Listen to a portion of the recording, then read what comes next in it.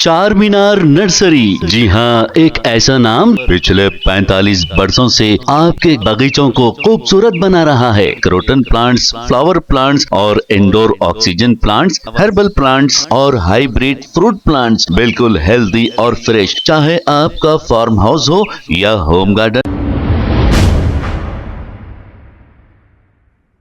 अस्सलाम वालेकुम नाजरीन, सवेरे न्यूज सच को रखे आपके आगे।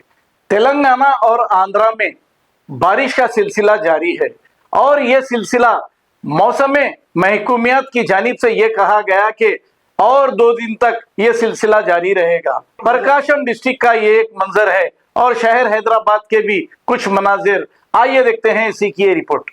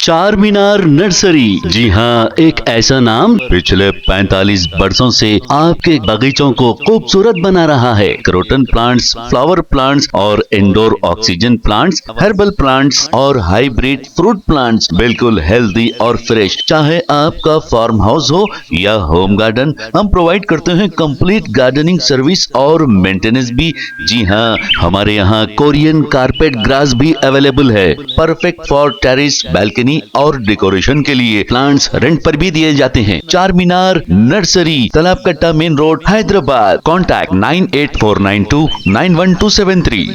खबर है शहर की, खबर है गाँव की, खबर है सारी दुनिया की। 7H न्यूज पसंद आए तो लाइक कीजिए, शेयर कीजिए और सब्सक्राइब करना ना भूलें। 7H news.